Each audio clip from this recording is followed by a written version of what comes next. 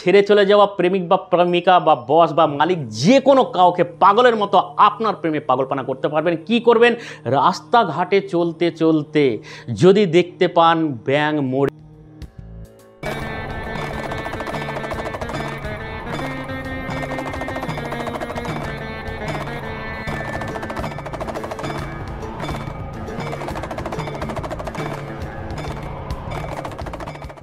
নমস্কার দর্শকবৃন্দ, আমি উজ্জ্বল শাস্ত্রী।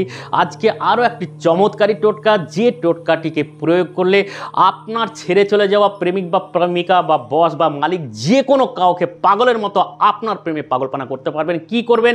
রাস্তাঘাটে চলতে চলতে যদি দেখতে পান ব্যাঙ মরে পড়ে আছে বা ব্যাঙ মরে শুকিয়ে গেছে, ঘৃণাবোধকে হারিয়ে হাতের মধ্যে একটা গ্লাভস পরে নিয়ে সেই মরা ব্যাঙটিকে তুলে নিয়ে তার চামড়াটিকে ছাড়িয়ে নিন। যদি রাস্তাঘাটে পরে বাসে বা লরির চাকাতে থেতো হয়ে একদম মাংস বেরিয়ে গিয়ে শুধু চামড়াটা পড়েছে, তাহলে তো খুবই ভালো, আপনাকে আর খাটতে হবে না, চামড়া বার করতে হবে না। সেই ব্যাঙটিকে তুলে নিয়ে চলে আসুন। নিয়ে আসার পর কি করবেন? আমাদের মতো তান্ত্রিক জ্যোতিষীর কবিরাজের কাছে যাওয়া লাগবে না। আমি যেরকমভাবে বলছি সেইভাবে যদি করতে পারেন, সেই প্রিয় মানুষটিকে পাগলের মতো ভালোবাসার যে ভালোবাসা সেটাকে আবার ফিরিয়ে আনতে পারবেন। কি করবেন? সেই যে ব্যাঙটির চামড়াটার উপরে মার্কার পেন লাল কালারের সেই কালি দিয়ে আমি যে মন্ত্রটি বলছি সেই মন্ত্রটি লিখুন। মন্ত্রটি লিখার পর কি করবেন? একটি মধুর শিশি কিনে নিয়ে আসুন। সেই মধুর শিশির মধ্যে ওই ব্যাঙের চামড়াটিকে ভাঁজ করে শিশির মধ্যে ভরে দিন।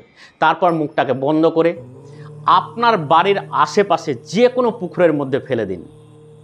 শুধুমাত্র এইটুকুই ক্রিয়া, না খাওয়াতে হচ্ছে, না গায়ে ঠাকাতে হচ্ছে, না তার বাড়িতে ফেলতে হচ্ছে। চমৎকারী একটি টোটকা, শুধু ঘরে বসে আপনি করলেন আর দূরে থাকা প্রেমিকা আপনার প্রেমে পাগলের জন্য ছুটে আসবে।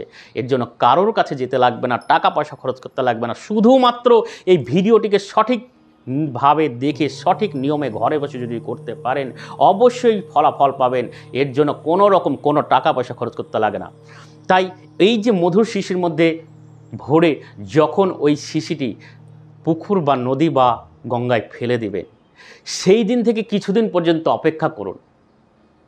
তারপর দেখুন উনি নিজেই হঠাৎ আপনার কাছে এসে হাজির।